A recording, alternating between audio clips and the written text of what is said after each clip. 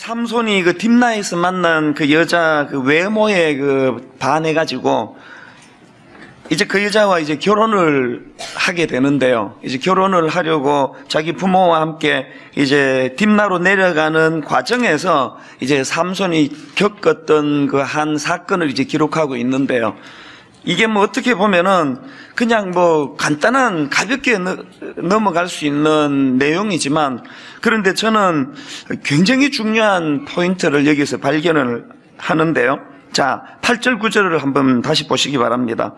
얼마 후에 삼손이 그 여자를 맞이하려고 다시 가다가 돌이켜 그 사자의 죽음을 본즉 사자의 몸에 벌떼와 꿀이 있는지라 손으로 그 꿀을 떠서 걸어가며 먹고 그의 부모에게 이르러 그들에게 그것을 들여서 먹게 하였으나 그 꿀을 사자의 몸에서 떠왔다고는 알리지 아니하였더라. 저는 여기 나오는 그 꿀을 사자의 몸에서 떠왔다고는 알리지 아니하였더라라는 이게 주는 의미가 굉장히 깊다고 생각을 합니다. 그래서 이제 오늘 이 본문을 보면서 저는 이 본문에서 왜 삼손이 그렇게 점점 갈수록 더 타락해가는 그런, 결국에는 또 그러다가 이제 두 눈이 뽑히는 비극을 초래하게 되었나, 그 원인에 대해서 저는 요 짧은 한마디에서 저는 그 원인을 발견을 한다고 저는 할 수 있다고 생각을 합니다. 그래서 이제 오늘 본문에 나오는 이 삼손의 모습을 타산지석으로 삼아가지고 우리가 어떻게 하면은 우리는 삼손과 같은 그런 타락의 길을 걸어갈 수 있지 않을 수 있는가, 이제 이 부분을 좀 살펴보려고 하거든요. 자, 이제 그 삼손과 같은 타락을 막기 위해서 첫 번째로는요, 사람을 의식하는 신앙생활은 위험하다는 것을 인식해야 된다는 겁니다. 이게 무슨 말씀인지를 이제 설명을 드리려고 하는데요. 삼손이 그 나실인이기 때문에 지켜야 될 규정이 세 가지가 있었는데 그 내용을 담고 있는 게 민수기 6장에 있습니다. 민수기 6장 2절에 보니까 이스라엘 자손에게 전하여 그들에게 이르라, 남자나 여자가 특별한 서원 곧 나실인의 서원을 하고 자기 몸을 구별하여 여호와께 드리려 하면, 그러면서 이제 세 가지 그 조항을 주시는데요. 3절입니다. 포도주와 독주를 멀리하며 포도주로 된 초나 독주로 된 초를 마시지 말며 포도즙도 마시지 말며 생포도나 금포도도 먹지 말지니, 이게 첫 번째 금기 사항이고요. 그런가 하면 이제 두 번째가 5절에 나옵니다. 그 서원을 하고 구별하는 모든 날 동안은 삭도를 절대로 그의 머리에 대지 말 것이니라. 자기 몸을 구별하여 여호와께 드리는 날이 차기까지 그는 거룩한즉 그의 머리털을 길게 자라게 할 것이며, 이게 두 번째 규정이고요. 다음 마지막 세 번째가 6절에 나옵니다. 자기의 몸을 구별하여 여호와께 드리는 모든 날 동안은 시체를 가까이 하지 말 것이요. 이 세 가지가 정리가 돼 있죠. 하나는 포도주와 독주를 멀리해라, 또 하나는 삭도를 머리에 대지 마라, 또 하나는 시체를 가까이 하지 마라. 이 삼손과 관련된 기록을 보면은요, 삼손은 이 세 가지 중에서 이 삭도를 머리에 대지 않는 것, 이 머리카락이 잘리지 않으려고 발부둥 치는 인생이에요. 처음부터 계속 이 머리카락이 잘리지 않도록. 이것 자체는 귀한 거 아닙니까? 왜냐하면 하나님이 나실인으로서는 그 삭도를 머리에 대지 마라, 그 조항을 지키려고 그렇게 몸부림치는, 이거는 나쁘다고 말할 수가 없습니다. 그런데 삼손에게 치명적인 문제가 뭐냐? 아까 읽었던 9절 말씀을 다시 한번 보세요. 손으로 그 꿀을 떠서 걸어가며 먹고 그의 부모에게 이르러 그들에게 그것을 들여서 먹게 하였으나 그 꿀을 사자의 몸에서 떠왔다고는 알리지 아니하였더라. 지금 삼손이 갖고 있는 태도를 보면은요, 사람들 눈에 떠있는 이 머리카락은 자르면 금방 눈에 떠이잖아요. 사람 눈에 떠있는 나실인으로서 저거 머리 잘랐네, 이 부분에 대해서는 지키려고 그렇게 발부둥치고 애를 쓰고 있는데, 그러나 사람들이 보지 않는 곳에서 또 다른 금지 사항인 그 죽은 시체를 만지는 건, 이 삼손은 늘 자기 눈에 좋은 대로 자기 만족을 위해서, 자기를 위하여 사는 존재다 보니까 그 달콤한 꿀을 먹고 싶은데 그게 죽은 사자의 몸에 있으면은 썩 둘러보고 먹는 거예요, 그냥. 제가 발견한 이 구절 말미에 있는 그 꿀을 사자의 몸에서 떠왔다고는 알리지 아니하였더라. 이게 참 나쁜 짓 아닙니까? 자기도 안 되는 거 아닙니까? 이렇게 하는 건 옳지 않다는 걸 뻔히 자기도 알고 있다는, 모르고 하는 것들은 가르칠 수나 있죠. 오늘 저는 신앙생활하는 우리가 가장 두려워해야 하는 모습이 이 본문에 담겨 있다고 생각합니다. 특히 저는 목회자이기 때문에요. 늘 그 사람들 눈에 뜨이는 삶을 살기 때문에 제가 본능적으로 얼마나 이 삼손이 보이는 행동을 자연스럽게 내가 할 수 있다는 걸 저는 너무 잘 아는 사람이거든요. 새벽에 나올 때 급하면 빨간불에 썩 오면서 본능적으로 드는 생각이, 성도가 안 봐야 되는데 내 차 번호를 아는 분은 없겠지? 그건 거의 무의식으로 드는 생각이에요. 뭐 노력하고 뭐 애쓰고가 아니고 본능적으로 드는 생각이에요. 예수님은 이런 부류의 사람을 굉장히 싫어하는 정도가 아니라 혐오하세요, 혐오. 마태복음 23장 27절에 화 있을진저 외식하는 서기관들과 바리새인들이여 회칠한 무덤 같으니 겉으로는 아름답게 보이나 그 안에는 죽은 사람의 뼈와 모든 더러운 것이 가득하도다. 여러분, 이 표현 이상 모독적인 말이 있습니까? 겉은 굉장히 아름답게 치장하고 있지만 속에는 죽은 사람의 뼈와 썩어가고 있는 송장이 누워있는 것 같은 인생이다, 네가. 예수님은 이 외식하는 것, 겉만 번지르한 거에 대해서 이렇게 혐오하셨어요. 구약에도 보면요, 여러분 그저께 큐티, 매일 성경으로 큐티 하시는 분은 다 아시겠지, 이 본문 다 보셨겠지만 예레미야 3장 4절 5절에 보세요. 내가 이제부터는 내게 부르짖기를 나의 아버지여, 아버지는 나의 청년 시절의 보호자이시오니 노여움을 한없이 계속하시겠으며 끝까지 품으시겠나이까 하지 아니하겠느냐. 보라, 내가 이같이 말하여도 악을 행하여 내 욕심을 이루었느니라 하시니라. 겉으로는 하나님과의 친밀함을 표현하면서 나의 아버지여, 아버지는 나의 청년 시절의 보호자이십니다, 그렇게 고백하지만, 그러나 예레미야 당시에 그 백성들의 실제 삶 속에서는 이것이 너무나 가식적인 입에 발린 소리라는 걸 하나님이 너무 잘 알고 계시다는 거예요. 혹시 여러분 오늘 우리가 하나님께 새벽에 막 그렇게 미사 여구를 동원해 사는 이 기도하는데 하나님은 그 기도를 예레미야 3장에 나와 있는 이 백성들을 대하듯이 그렇게 반응하면 어떡하시겠습니까?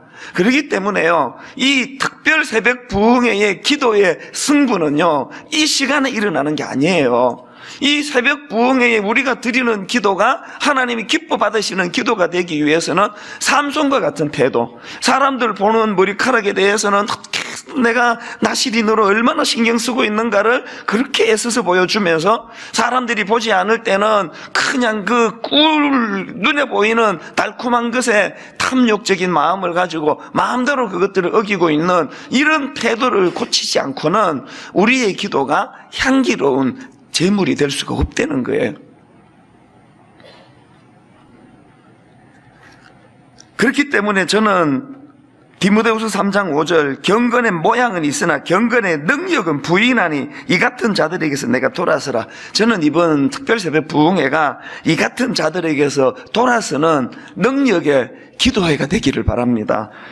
이런 면에서 제일 위험한 사람은 저예요. 그래서 저는 미국의 윌로우 크릭 교회 담임 목사님인 빌 하이벨스 목사님이 쓴 책 중에 제목만 마음에 담고 있는 게 있는데, 이런 책 제목이 있습니다. 아무도 보는 이 없을 때 당신은 누구인가. 저는 종종 이걸 되뇌어요. 아무도 보는 이 없을 때 당신은 누구인가. 지금 막 수많은 사람들이 조명 아래 있는 저를 집중하고 인터넷으로도 저를 보고 이럴 때 제 모습은, 이건 제 모습이 아니에요. 이거는 이 강단에서 적절한 어떤 모범 답안 같은 모습을 내가 보여드리는 거고요. 진짜 제 모습을 보는 건 딱 우리 네 식구밖에 없습니다. 또 우리 아내와 새 아이들조차도 보지 못하는 저 혼자 있을 때의 모습이 있는, 그게 진짜 내 모습이라는 거예요. 그래서 저는 부끄럽지 않기 위해서 자꾸 되뇌이는 거예요. 아무도 보는 이 없을 때 당신은 누구인가. 한번 따라해 보시겠습니까? 아무도 보는 이 없을 때 당신은 누구인가? 아무도 보는 이 없을 때 당신은 누구인가? 그게 내 모습이에요. 그게.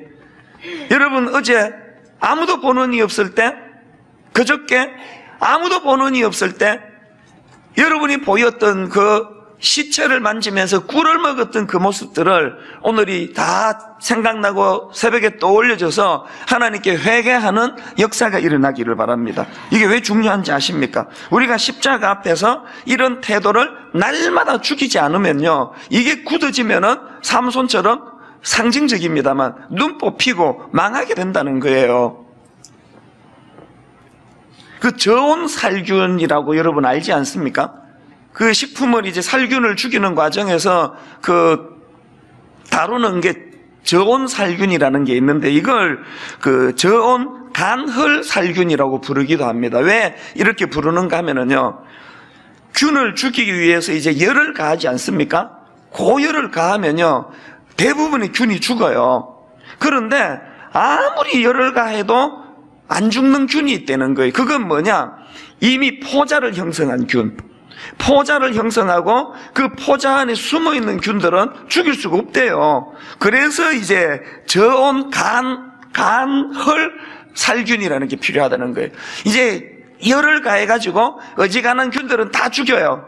그리고는 일정한 시간, 한 하루 정도를 상온에서 이 균들이 굉장히 좋아할 수 있는 그런 온도로 방치를 해놓는데요.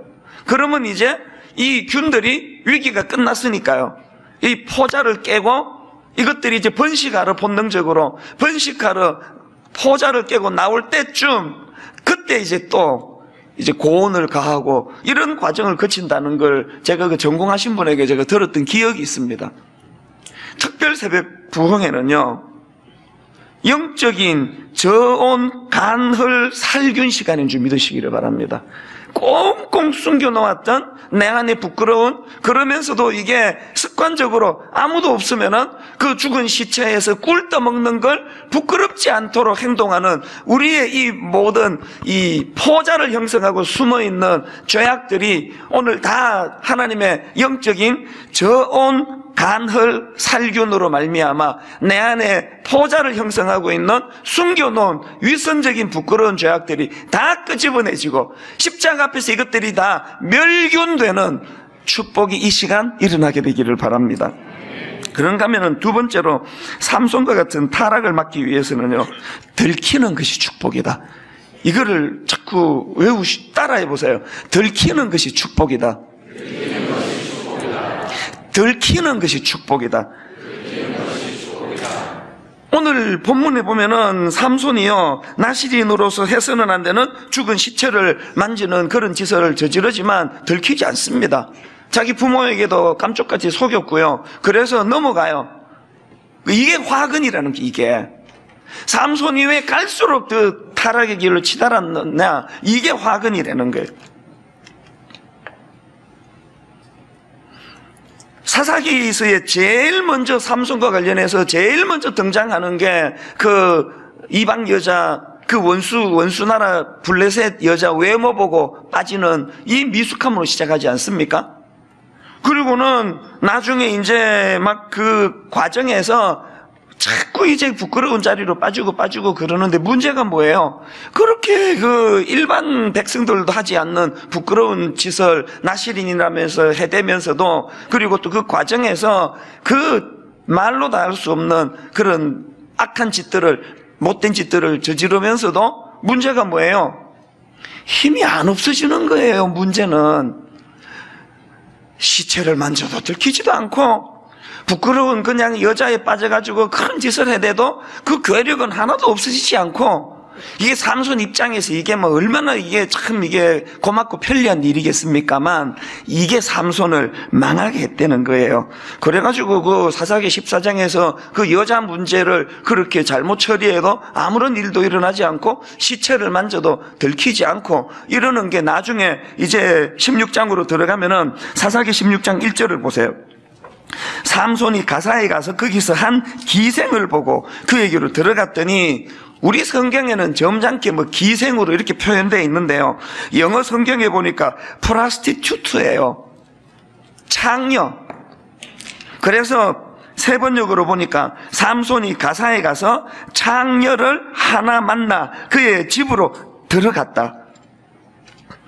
이걸 보면서 제가 두려운 게 뭐냐 하면은요, 앞에 14장에서 이방 여자 외모를 보고 빠져들어가는 그 부분에서 하나님 앞에 저질렀던 부끄러운 짓들에 대하여 철퇴가 가해지고, 그때 이미 힘이 빠져나가고, 그때 이미 그냥 다리 하나가 부러지고 그랬더라면 이런 타락은 막을 수 있지 않았을까, 그런 얘기예요.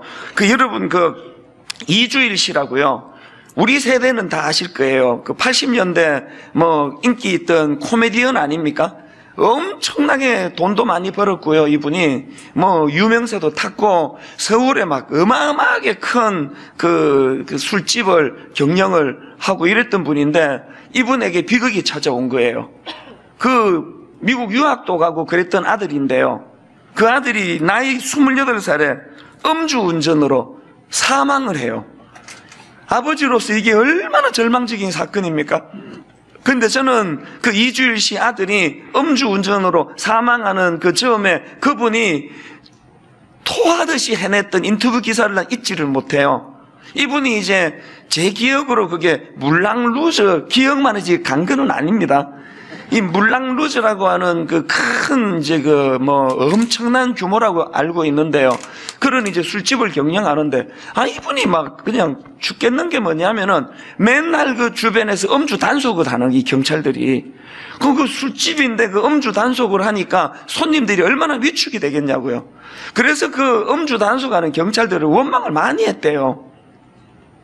이주일 씨가요, 자기 아들이 음주운전으로 사망하고 나서 절규하듯이 한 인터뷰에서 제가 잊지 못하는 대목이 뭐냐면은, 그 많던 음주 단속 경찰들은 그날 뭐 했냐는 거예요.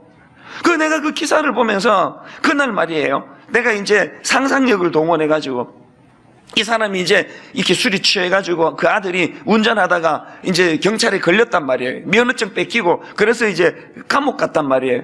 그리고는 며칠을 거기서 보내면서 오늘 재수 진짜 없다고, 오늘 내가 그냥 경찰한테 들켜가지고 그냥 이렇게 너무너무 힘든 시간을 보낸다고 그러면서 자기가 음주 단속 걸린 거에 대해서 굉장히 그것을 막 그냥 재수 없는 일이라고, 그리고 경찰을 원망하고 그랬겠지만, 그랬더라면 이주일 씨 아들은 그날 안 죽었습니다. 이게 내가 오늘 삼손에게서 발견하는 무서운 교훈이고 진리라는 거예요.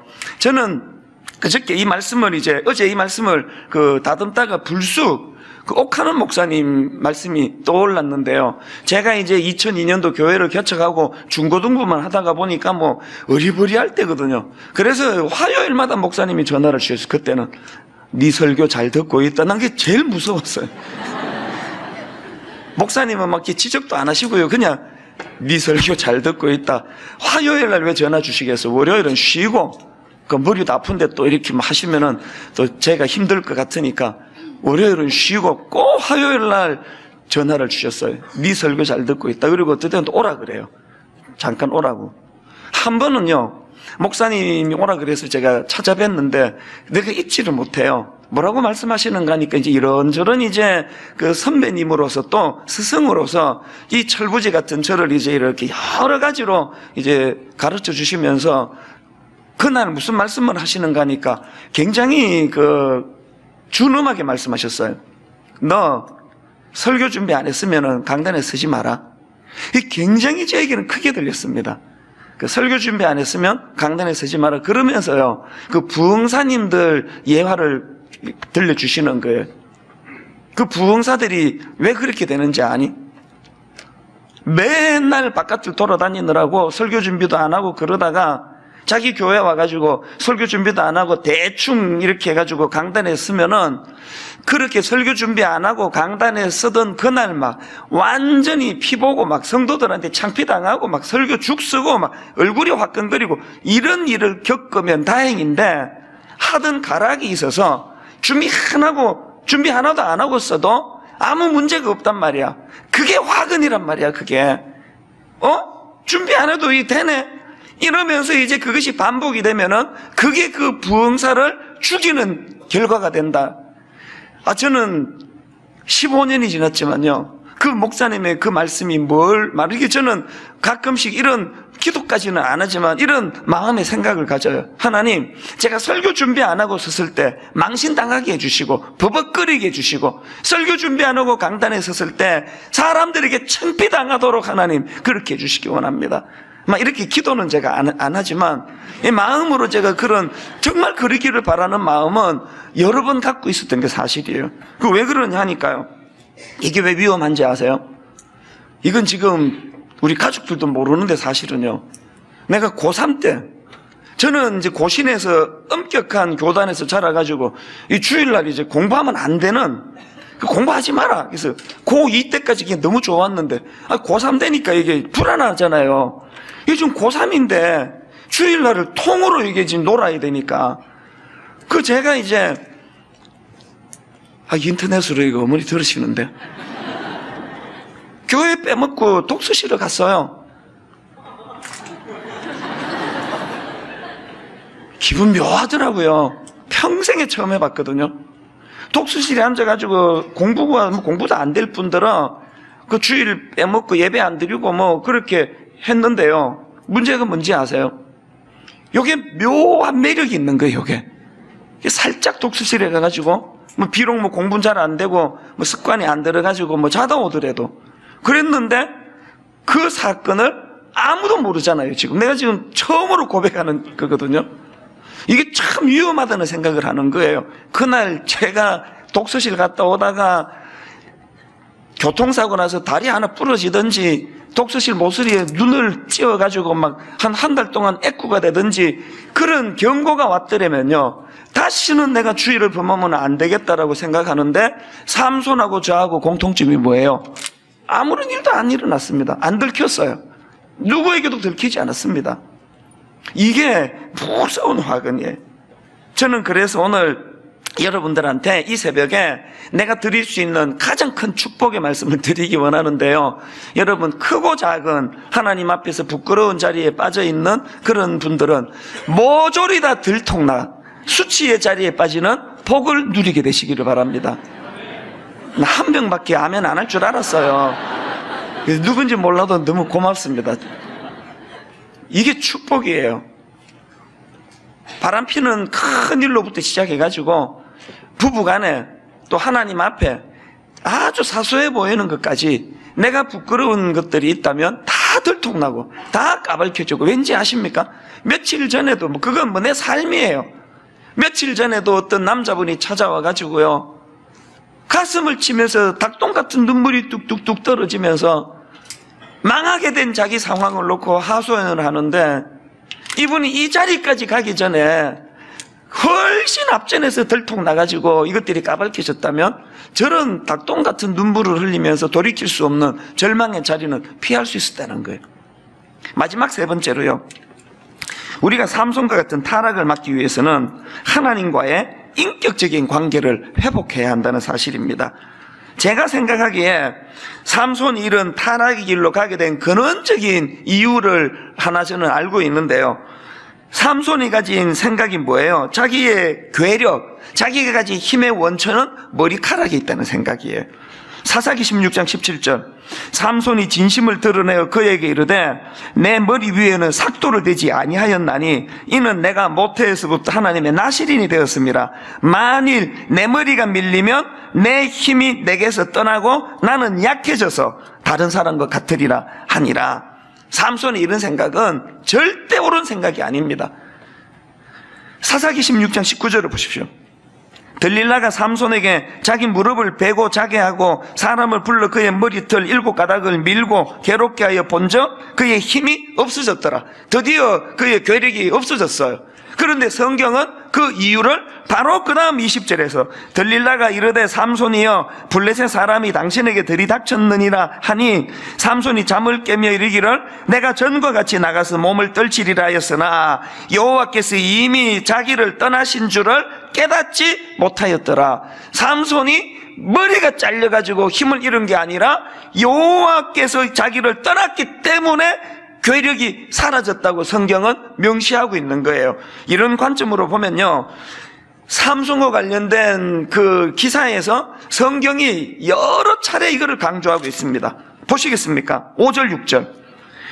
오늘 본문이요, 삼손이 그의 부모와 함께 딥나에 내려가 딥나의 포도원에 이른즉 젊은 사자가 그를 보고 소리 지르는지라 여호와의 영이 삼손에게 강하게 임하니 그가 손에 아무것도 없이 그 사자를 염소 새끼를 찢는 것 같이 찢었으나, 지금 그 어린 사자를 죽이는 과정에서 힘을 발휘했는데 거기에 의도적으로 기록해 넣은 게 여호와의 영이 삼손에게 강하게 임하니, 그런가 하면 14장 19절 여호와의 영이 삼손에게 갑자기 임하매 삼손이 악의 근론에 내려가서 그곳 사람 30명을 쳐 죽이고 노력하여 수수께끼 푼 자들에게 옷을 주고 심히 노하여 그의 아버지 집으로 올라갔고, 15장 14절 삼손이 레히에 이름에 블레셋 사람들이 그에게로 마주 나가며 소리 지를 때 여호와의 영이 삼손에게 갑자기 임하심에 그의 팔 위에 밧줄이 불탄 산과 같이 그의 결박되었던 손에서 떨어진지라. 지금 계속해서 반복하는 게 뭐예요? 삼손이 그런 괴력을 발휘할 때마다 성경이 의도적으로 기록하는 건 여호와의 영이 삼손에게 임하심이에요. 삼손의 생각처럼 머리카락 안 잘랐기 때문에 힘을 잃지 않은 게 아닙니다.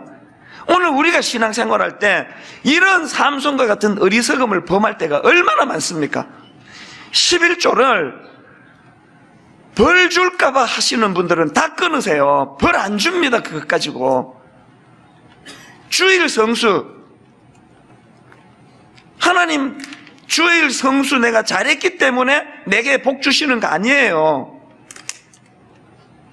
머리카락을 지키려고 애쓰지 말고 내 안에 임하신 그 하나님과의 인격적인 관계, 하나님이 나를 날 때부터 어떤 은혜로 저를 이곳에 태어나게 해주시고 지금까지 하나님이 내 안에서 어떤 은혜를 주셨던가,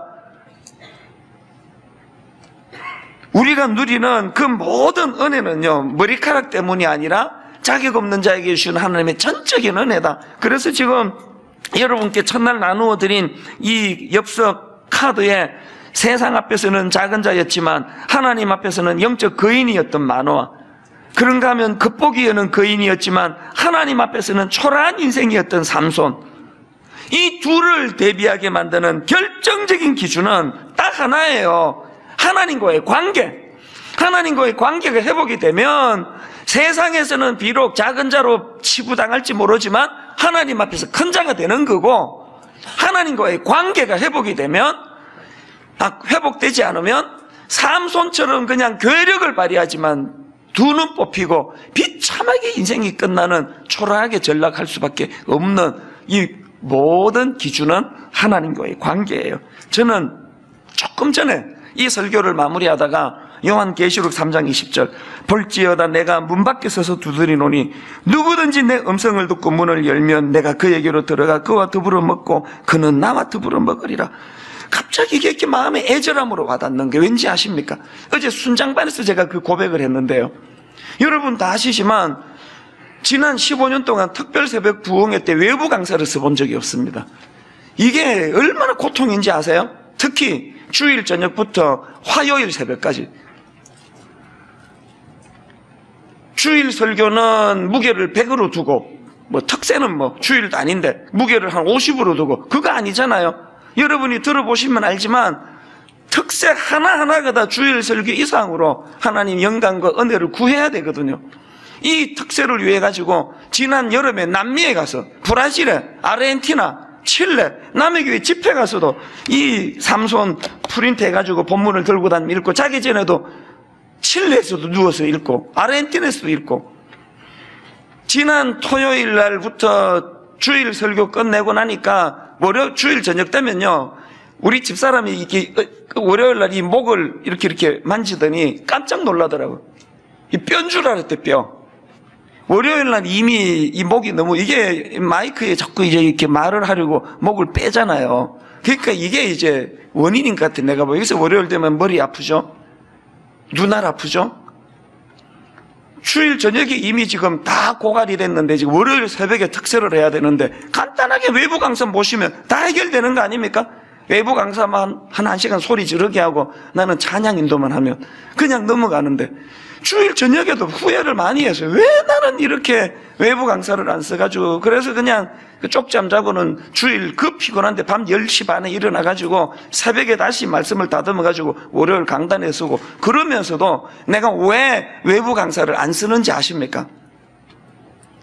저는 이 시간이요 여러분과 소통하고 싶은 시간이에요. 외부 강사 모셔가지고 좋은 말씀 외식도 좋지만 그분보다 설교는 잘 못할지 모르지만 나는 우리 성도 내가 밥 지어가지고 내가 밥 대접하고 싶고 저는요 어머니 계시는 시카고 가면은 늘 어머니 연세 드시면서 그게 난 마음이 아파요.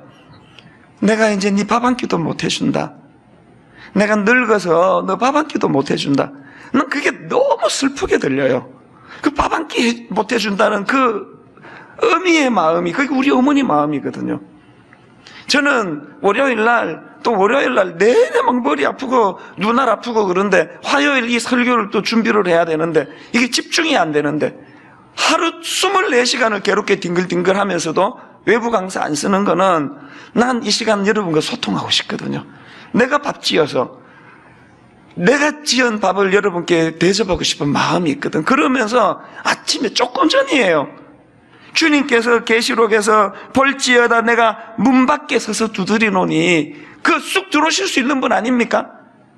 마음껏 문 부시고도 들어오실 수 있는 분이지만 우리를 인격적으로 대우해 주셔서 열어줄 때까지 두드리고 계시는 그 주님, 나는 네하고 교제하고 싶은데 삼손에게 하나님이 내내 원하셨던 게 그거 같아요.